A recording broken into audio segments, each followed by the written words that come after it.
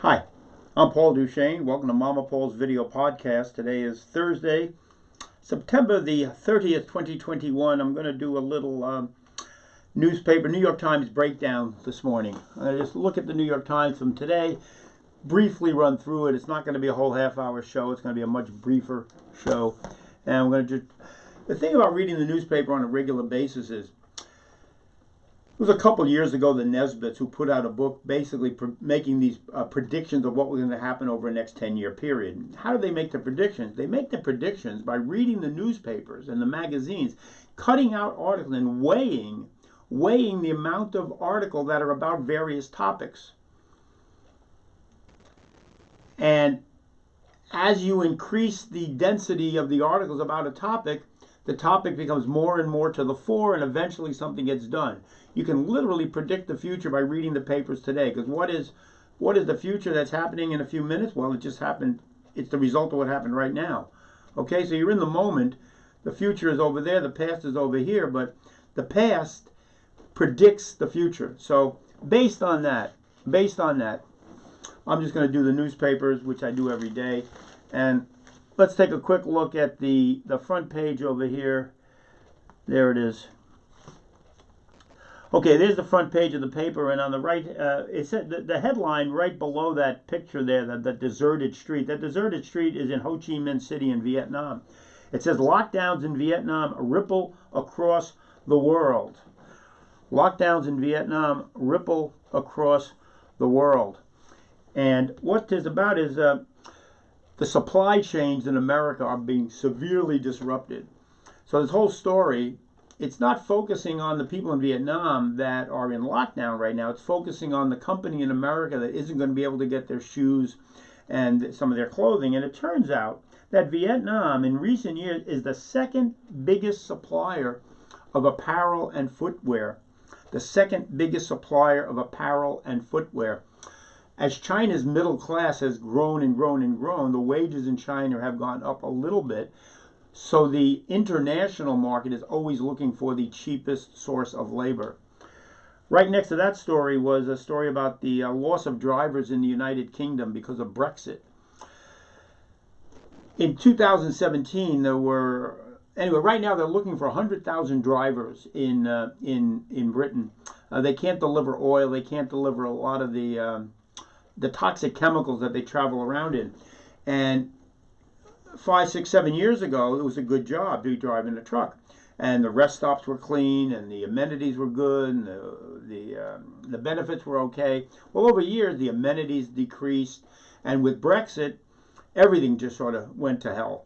And right now, half the people that were driving these trucks have left the country. And because of the virus, a lot of people haven't been able to go to school to learn how to drive. So there's a shortage of people who are even capable of doing these jobs. And the people who are capable don't want to come back and do them. They're all underpaid people, which gets to the usual story is about income inequality in America here. That's the usual story. I find a positive story over here. The next one I'm going to show you here in a second is a actual, I think I have it here. Well, anyway, I thought I had it up there. It's, a headline was positive, if nothing else. German vote may hint at a European left turn. So Angela Merkel lost the election, and the group that won was slightly more to the left of her. So the conservatives didn't come in strong. And neither did the far-right Green Party, but slightly to the left. And the funny thing is, for the last year, a lot of stories about Germany have focused on the rise of the right-wing nationalists in Germany, and the skinheads, and the Nazis, and running around painting swastikas on things like that. So that's been an ongoing problem for quite a while over there in Germany. And so I was surprised to see a positive note. To me, that was a positive sign that things are looking a little bit up. Okay, let's see if we get the next one here. Is this one? I think that's the one I want. The growing problems. Software. Nope, that's not it. That's not the one I wanted. All right, well, we'll do that one anyway. It's there, so let's just do it. This is in the business section, and the headline is The Growing Problem of Stalkware Apps on Phones. Under it is YouTube bans accounts of activists spreading misinformation about vaccines. So, two little stories over here. Let's see if I come this way. We'll get the okay, that's better. The top one talks about the stalkware. There used to be a couple of hundred kinds of apps which would get into your phone, which would literally get in the back of your other apps and track all your information. Record phone calls you made, keep track of all your messages you sent, take all your pictures and send them to another file. Really intrusive. And over the last few years, it's gone from a couple of hundred to a few thousand. And it turns out that Android phones are the most susceptible to these, but they are starting to make inroads into getting them into the Apple phones. And there's all sorts of things here to do to keep your phone safe. They have a couple of different things you can do to go to your settings and check on a few things. But ultimately, there are definitely a lot of dangerous, alarming possibilities. It's going to continue to be a concern. It's going to continue to be a concern. I know that these QWERTY little apps that they want you to, if you go into a restaurant, sometimes they want you to order food by downloading this little QWERTY app. Well, that gets in back of all of the software that's on your phone. All of the software tracks your behavior and everything.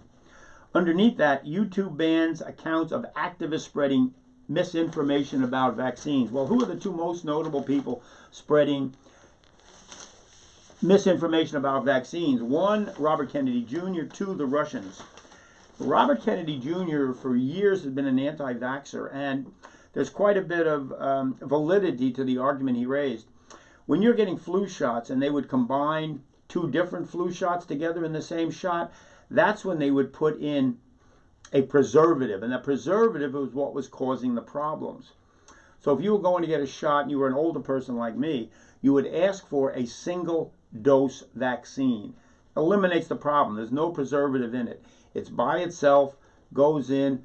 I don't know why this distinction has not been made more clearly by Robert Kennedy Jr. and a lot of his supporters, of whom I know quite a few. But anyway, that, as far as I know, that's the skinny behind it. The Russians, on the other hand, the Russians have been spreading anti-vaxxing information. It's part of their Undermine Democracy program, which is why they are so upset. And who covered it extensively? Rachel. Rachel covered it really extensively last night. I don't particularly see any huge coverage in the New York Times about the Russian opposition to this, and I sort of wonder a little bit about that. Okay, the other one that is that the one here? Oh, this one is really, this is unbelievable, this guy here.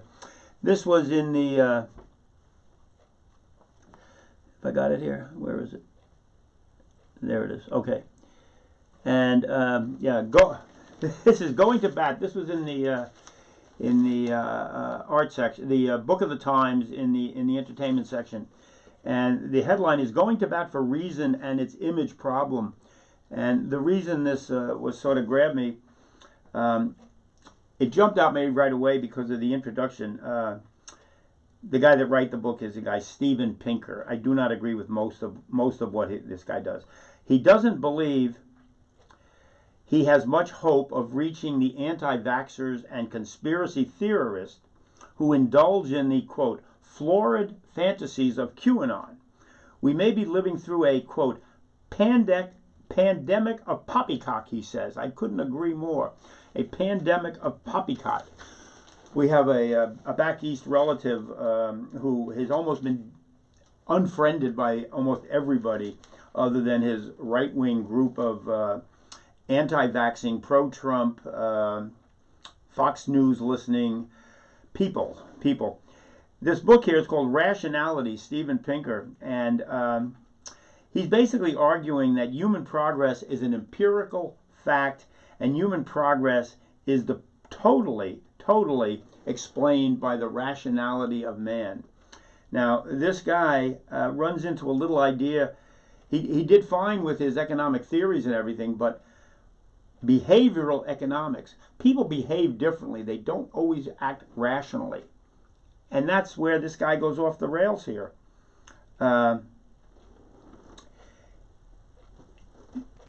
Economic theory was mostly behavioral economics before the introduction of econometrics in the 70s.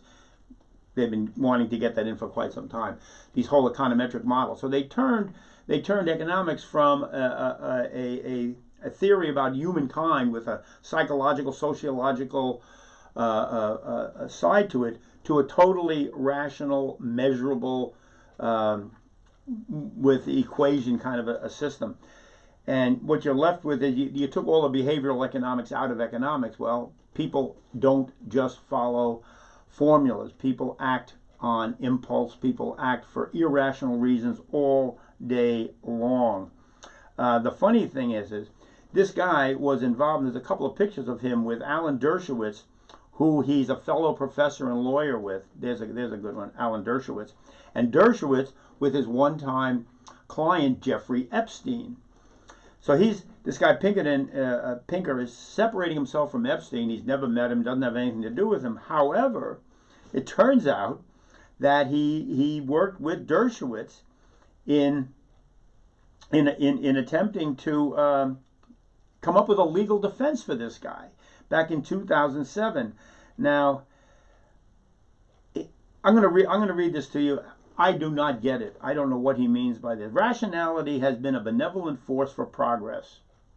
In 2007, Pinker lent his professional expertise to Epstein's legal defense team, which argued that Epstein hadn't violated a federal statute prohibiting the use of internet to lure minors across state lines for sexual abuse. And here's the quote from this guy.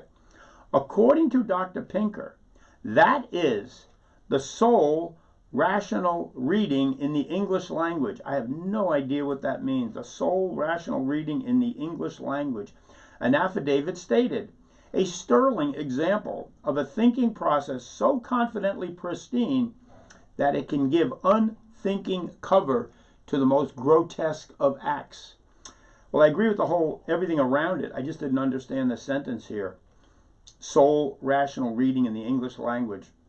But his rationality definitely covers up unthinkable acts by somebody like Epstein.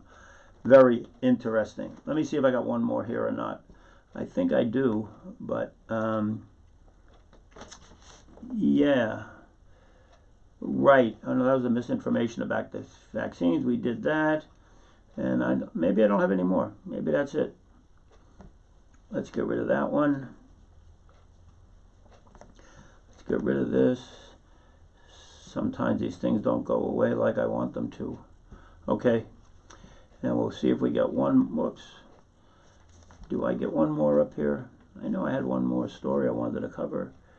And that's it. That's Pinkerton. Oh, here it is. Here we go. Democrats shooting themselves in the foot. Well, what could be more appropriate? This is the ongoing Democratic Party. The Democrats misread America and shoot themselves in the foot. This has got to be, this is the ongoing, you could have written this story 10 years ago and it would have been appropriate. Seriously. And the story is by, yeah. And what they're talking about here is how the Democrats are misreading the American public. There's two reasons that this $3.5 trillion package is having so much problem getting through. Number one is the power of lobbying. Hello? The power of lobbying. Well, I'm glad they mentioned that anyway.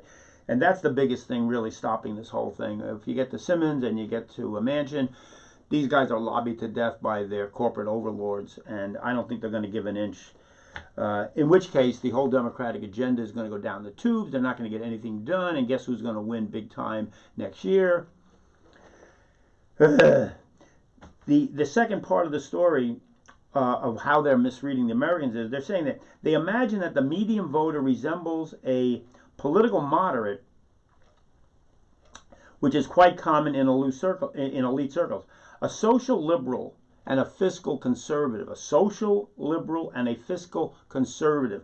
Now, this turns out to be how most of your Michael Bloomberg people, your Washington people, this is their thinking. But if anything, more Americans can actually be the opposite of that. More Americans are actually socially conservative and economically liberal. Socially conservative, economically liberal. So, and he says here in the article, and David Leonhardt is one of the writers, there's 3 people who wrote the article, most Americans are religious and favor restrictions on abortion and immigration. I don't believe that at all. I don't think most Americans favor restrictions on abortion, and most oppose restrictions in police funding. Somehow, this police funding has become an offshoot of Black Lives Matter. Maybe 1 or 2 people on the left suggested this. The black community doesn't want it. I don't know who wants it, and if they do, then they're out of their minds. The last one at the bottom here was and it was right under the Democrats shooting themselves in the foot, which is their usual mode of behavior. January 6th, investigators subpoena 11 Trump allies linked to the rally, the January 6th rally. And if we look at the names, almost I think 10 or 11 of these are all women. These are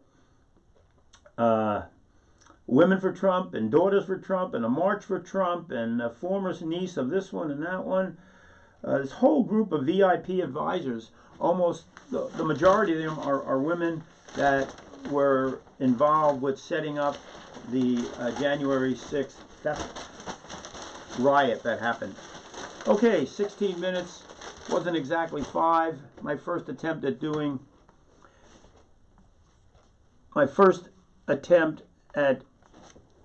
a quick newspaper read. Peace, patience, persistence. I'll have a story before the day's over. I'm going to do one of the stories that I talked about earlier in my basement diary for the day. Okay, that's it for now.